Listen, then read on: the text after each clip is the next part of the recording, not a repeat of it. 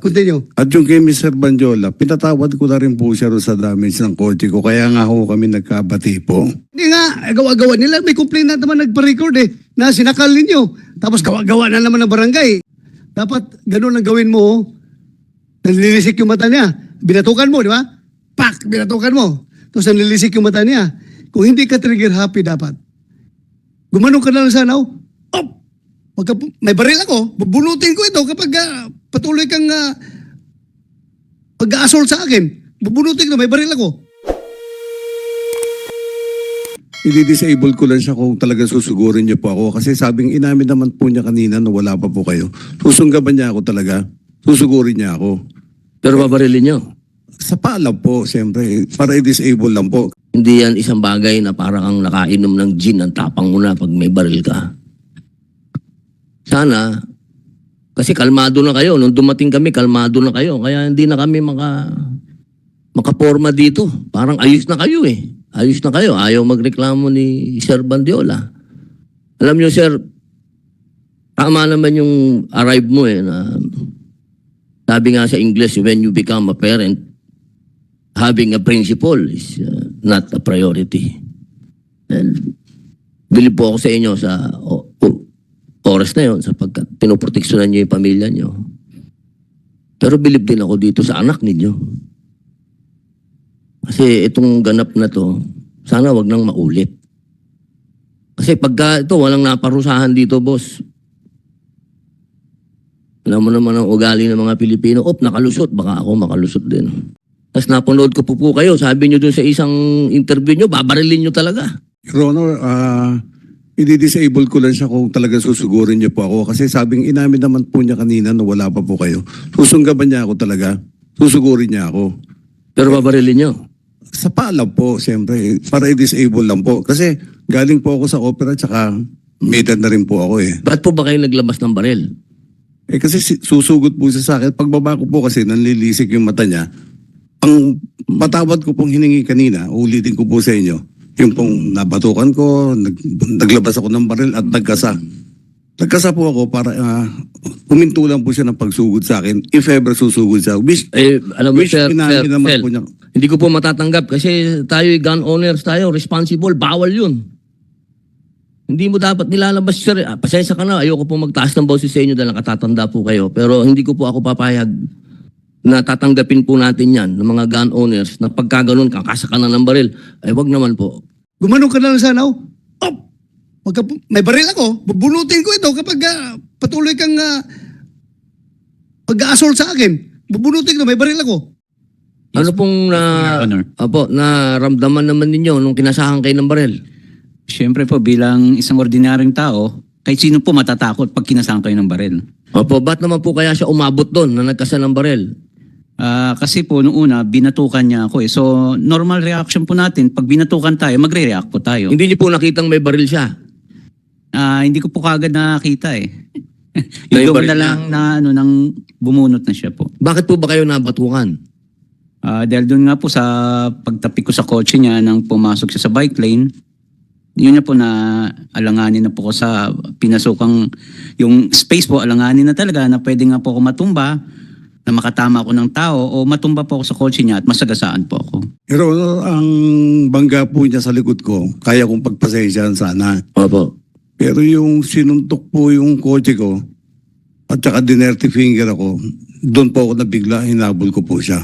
Yung the best anger management is deep breathing. Tatlong deep breathing, wala na. Tapos na yung galit mo. Wala na. 2006. Kay Kapitan De La Cruz, Mr. Jet, tanong ko lang, yung sa tatlong, yung mutara 2018, may tatlong incident na po si Mr. De La Cruz. Tama po ba sa inyong barangay? Nagsimula lang po siya nung 2021 and 22. Nung tatlo lang po. So, based on the record. Siguro, Mr. Gonzales, tanong ko lang, ano pong meron ba kayong anger management issue dahil ba ito sa frustration? Wala po kong anger management issue, Your Honor. Pero po, lahat nyo kasi ito threats eh. Hawak ko po lahat yung mga gawa-gawa nilang barangay blatter. Dahil sila po barangay first kagawad, yung isang ano po, Sandali, ikat kita dyan. Gawa-gawa nila yung kwan, yung mga... hindi nga, gawa-gawa nila. May complaint na naman nagpa-record na sinakal ninyo. Tapos gawa-gawa na naman ng barangay. Your Honor, yung I don't want to listen to lies, no? Alam mo, makukontempt ka dito kapag sige ka diyang insist na mga lies mo, ha? hindi po listo po ng documents Ha? po ito, Your Honor. Documents po ito. Documentary yung hawak nila So, you resolve that in other forum. Andito tayo ngayon sa issue, doon sa pagbunot mo ng baril at pagkasamo Yes, sir. para magiging safe Yes, ng sir. mga siklista, Yes, sir. motorista sa kalsada, ha? I'm sorry, Your Honor. You do not use this hearing to justify your dismissal. Ang official version ng QCPD, General Torre, bakit hanggang alarm or scandal lang ang na-file yung kaso? Nakita man sa video na mayroong baril na binunot at kinasa. Hanggang alarm or scandal lang bang kaya nating ipapataw doon? Line there is, yari kang kalbuka. Kaya ako, tinamaan ako doon sa Sorry for that, Your Honor. sinasabi mo Sorry for that. Anyway, Sir. pareho kaming kalbo na retired na pulis, ha? Pareho kami. Sige, go ahead. Continue. Mas mabuti pang pumunta ka na sa pinakamalapit na police station at sumurrender dahil makikilala ka rin namin at hindi na tayo mapagod pa because at that time, nakapublish na rin ang kanyang plate number. Nung kinagabihan, nag-usap kami mismo nung siklista. Sinabi niya na takot siya para sa pamilya niya. Ginamit niya po yung word na riding in tandem. Continue. At yung kay Mr. Banjola, pinatawad ko na rin po siya rin sa damage ng kotse ko. Kaya nga ho kami nagkabati po. Okay na po sa akin yun. Hindi ko po sinisingil. Wala po kaming ano ni Mr. Banjola. Nagiwalay po kami na maayos. Ikaw ay anak ni Alan Banjola. Yeah, opo. Tapos, hindi ka doon nagpaalam na pupunta ka dito. Hindi niya alam. Yeah, it has a story po. Actually, matatakal ko rin po dito. Okay, sige. Continue. Members of the Senate Committee and fellow citizens, I am the son of the cyclist. I stand before you today with the intention of sharing my concerns and frustrations with the public. My father and mother have been incredibly supportive, both of my siblings and me, from the moment we came into this world. They dedicated themselves tirelessly to provide for our essential needs. My father never fell short in caring for us, and our entire family has worked diligently to ensure we have the quality of life we rightfully deserve. We lead a modest yet content life, cherishing our strong family bond. August 8, 2023, 10 p.m., hindi pa nakakauwi yung father ko. I was worried and yung lola ko rin. Kasi usually 5 p.m. yung dad ko po nakauwi na sa bayan kasi yun talaga yung time na nakakauwi na siya sa bahay namin. And then she received a phone call from my father saying na nasa police station siya. And then nakauwi na yung dad ko around 2 a.m. And akala ko doon na natatapos yung lahat. Akala ko okay na. August 27, 2023, nakita ko yung video. Si Nagi, binatukan, minurat, kinasahan ng baril lang tatay ko. As his son, nakakapangahina. I feel mixed emotions. I was disappointed, I was mad, and I was sad. This is one of my fears that I wouldn't be able to be there when he needs help. Naturally, he would feel fearful given that Gonzales used to be a police officer and he is alone in a police station surrounded by people he doesn't even know. And sino nga naman talaga yung dehado doon? Of course, my father. He chose to forgive the man kahit na siya yung naagrabyado. I chose to speak with Attorney Fortune after seeing his post because I wanted him to motivate my father to take legal actions against Gonzales. I would like to express my gratitude to Attorney Fortune for his efforts in assisting my father and affording me this opportunity, despite the potential risks involved. However, my father had already made his decision. Nevertheless, I convinced myself that I needed to instill hope in our society and to my father. Actually, he doesn't want me to be here because he fears that baka anong mangyari sa akin or to my brothers and sisters or even our family. But I want to man up. I want to show courage. I'm still grateful that you showed us that you care for us. And I'm grateful that you are my father. Either you want to forgive him or not, I want to make sure you understand that whenever an opportunity arises or a significant societal shift occurs, it's crucial to take advantage of it. So doon na po nangyari, kinasahan niya ako ng baril, na bumunot siya. After po nun, nagano po kami sa hinila niya po yung bisikleta ko kasi akala niya tatakas po ako eh. May pumagit na po sa aming siklista. Sabi ng siklista, wag naman ganun. So sabi ng tatawag tayo ng polis. Doon na rin po nag-second motion si Ginoong Gonzales. O sige, tumawag ka ng polis. So habang dinala po namin yung bisikleta ko sa gilid, meron pong gwardiya doon. Sabi sa akin ng gwardiya, huwag ka nang sumagot kasi may baril. So pagdating po ng siklista, may dumating na rin po yung mga polis. Pagdating po ng polis, pinakalma niya po yung sitwasyon. Doon, tinanong po kami ng polis ko anong nangyari. Tapos sinabi niya po yung side niya, sinabi ko naman sa akin. Binigyan din po ako ng payo ng polis doon, ni Seradan. Sabi niya, susunod, huwag kang basta-basta tatapik ng kotse kasi hindi natin alam baka yung mga taong ganyan, may pinagdadaanan, mainit yung ulo. So siguro, baka na-tsempo lang na sa kanya ka na So ako naman po, inamin kay Seradan, sabi ko, talagang nagit-git lang po ako, Sir Kako. Matagal na po ako nagbabike, may 10 taon na. Pumupunta po ako ng Makati, Paranaque, binabike ko lang po yan. So, sabi ko, talagang first time kong ginawa, tumapik ng kotse. Kasi, maski sa akin po yun, nagmamaneo din po ako. Pag tinapik, magagalit din po ako. So, sabi ni Ginoong Seradan, sabi niya, hindi namin pwede arestuhin si Ginoong Gonzales. Wala naman kami nakitang baril eh. So ganito na lang, sabi tatawag tayo sa traffic sector para maayos to at magawa ng incident. Hindi mo sinabi na may baril? Sinabi ko po sa kanya. Tapos ano sabi ng polis? Wala naman po silang nakitang baril, sir eh. Wala silang nakitang baril. Opo, pagdating po nila. Sinumbong mo. Sinumbong Kasi may ko. baril yan.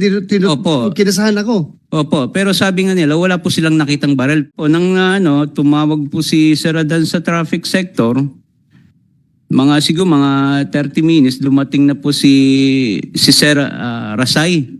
Galing pa po sa isang responde sa traffic incident. So tinanong niya, anong nangyari? Sabi ko, yun nga, ginit-git po ako ni Ginoong Gonzales, nabangga ko siya, yun na po na may baril siya. So sabi niya, ba't wala ka sa bike lane? Sabi ko, na lumabas ako kasi kinat niya ako kako. So sabi ko, may baril siya. Hindi naman po kasi nakita ni Sir Rasay.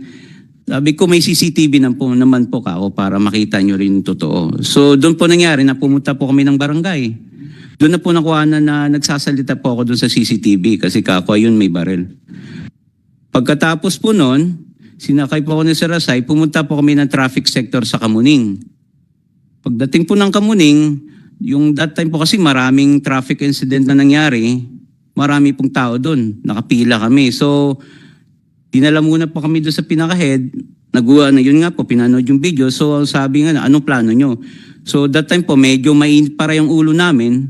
Sabi ko, magdidemanda ako, pareho kami magdidemanda.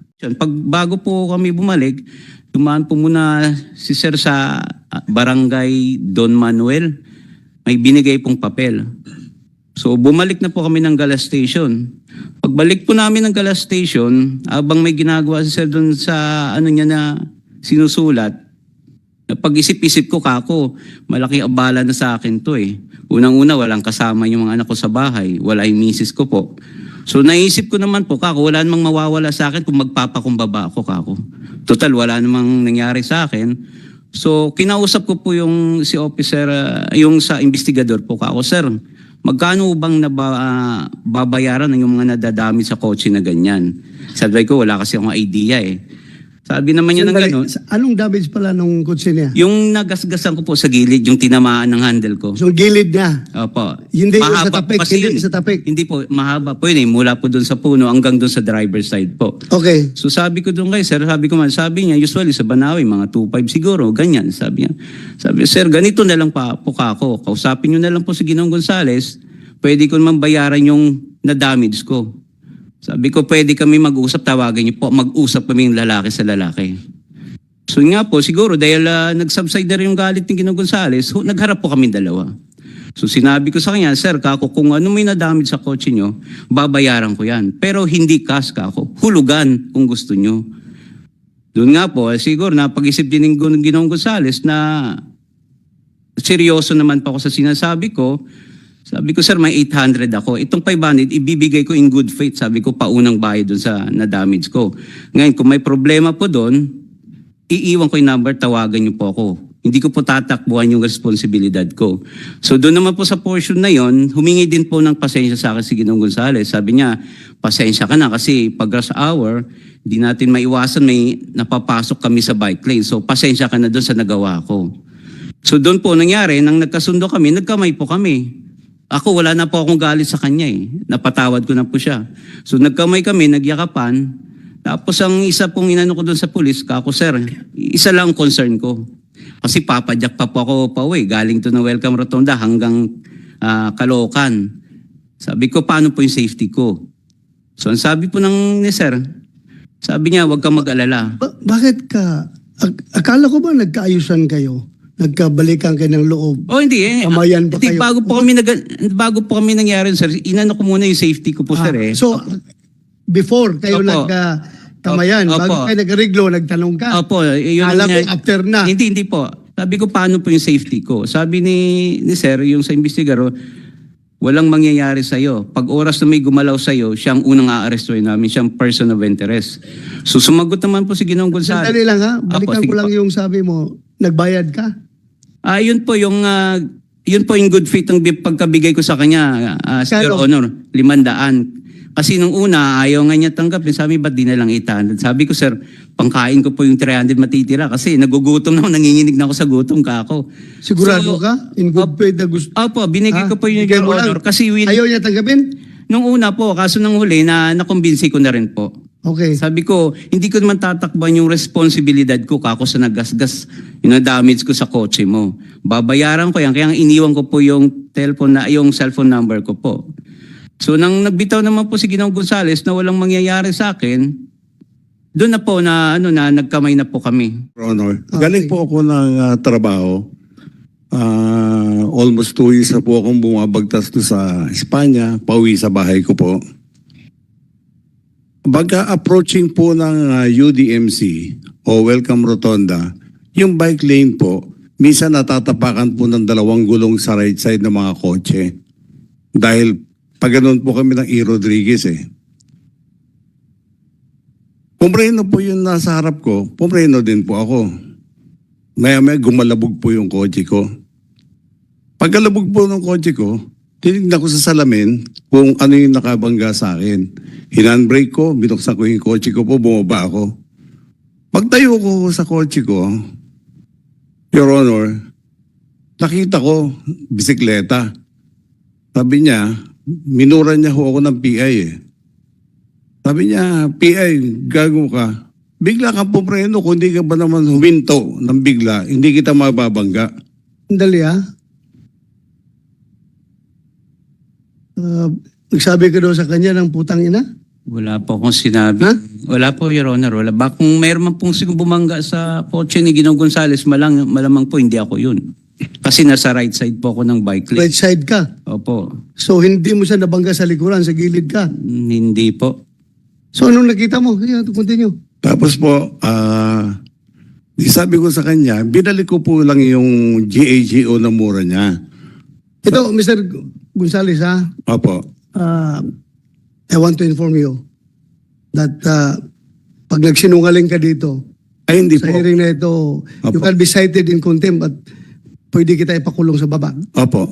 Magsabi ka ng totoo, ha? Naintindihan ko po yun, Your Honor. Sabi ka ng totoo, huwag kang mag-imbento ng istorya dito dahil kung ikaw dismiss na pulis, ako retirado akong pulis, hindi tayo pwede magbubulahan dito, ha? Yes, Your Honor. Hindi po Tayo, ako, yung- hindi po, yung yung totoo totoo lang lang, po, yung totoo yung totoo lang. lang po sinasabi ko. Kung ano po yung interview sa akin ni Katonying, yun din po ang sasabihin ko sa inyo. Sige, sige. Yung Continue. po, ang nagpainit ng ulo ko, dahil nung pagbalik ko sa kanya nung mura, habang nakatayo ako, ang ginawa niya ho, sinuntok niya po yung bubong ng kotse ko, na nakagwantes po siya ng pangmotorsiklo, yung may mga knuckles po, yung plastic. UP naman po, kitang-kita naman po ng mga investigador eh. Sabi niya sa akin, Investigador. Sino investigador dyan nakakita ng UP na sinuntok ng kuan? Left side ng roof. Apo. May medyo gas-gas po, Your Honor. Gas-gas. Picture po ako. Abe, picture ka. Apo. Yung ba tinapik mo, yung bubong ng kotse? Hindi po, gilid lang ng kotse po yun. Gilid ng Nasa kotse right ang side sinabi po mo? ako ng bike lane eh. Nasa kanan po kasi yung bike lane eh. Ito ha, Willie Gonzales at saka Alan Banjula. As far as both of you are concerned, wala na tayong problema. Kasi nagkarigluhan kayo ha? Yes, Your Nagkarigluhan Honor. kayo. Yes, Your Honor. Pero my God, please, huwag niyo gawing tanga itong committee na ito na magsisinungaling kayo dito. Yes, sir. Otherwise, may consequence yung pagsisinungaling ninyo, ha? Ayaw ko magsinungaling kayo. Opo, Your Honor. Opo. Please, ayaw ko mag-contempt ng isang, how old are you? 63, magsi-64 po, Your Honor. 60? 63 po, Your Honor. 63. Matanda ka lang sa akin ng 2 years eh. Ako 61 ako eh. Oh, so, ayaw ko mag-contempt ng Ang sinasabi ko lang, taong na may sakit. ang sinasabi, According to you, may sakit ka, ha? opo. Ang Kaya sinasabi, huwag ka magsinungaling, please. hindi po ako nagsisinungaling po. Sige. Ang sinasabi ko lang po, Your Honor, yung tunay po na pangyayari. Kasi biktima rin ako rito eh. Nawalan ako ng trabaho, na ano ko sa social media, mga anak ko, pamilya ko. Naku, hindi naman po sinuntok yung kotse ko. Siguro yung bangga lang ko sa bumper ko, pagpapasisyahan ko na eh. So, you confirm na merong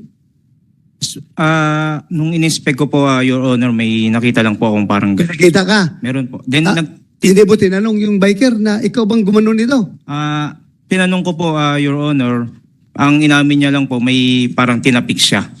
May tinapik siya. Apo. Hindi mo tinanong kung saan siya nagtapik. Investigador ka eh. Ano? Tinanong ko po, Your Honor. So, saan daw siya nagtapik? Doon naman daw po sa may bandang sa side po ng bike lane. Sa side ng bike. Bakit mo you took hook, line, and sinker yung sinabi niya na sa bubong, yun ang gasgas. Anong investigador ka eh? Kung inayos mo yung trabaho mo, dapat pagdating dito sa investigasyon na ito, sikat ka na investigador dahil ginawa mo lahat. Pero ngayon, magdududa ang tao sa iyo na baka may pinapaboran ito investigador na ito. Pagkatapos po noon, dinerty finger po niya ako, humabol ka kung kaya mo. Sumakay po ako sa kotse ko kagad, hinabol ko po siya. Upon reaching Welcome Rotonda, in the middle of the street po, going E-Road and going QA, may kotse po tumabi sa akin. Be sure ha, kung mayroong somebody independent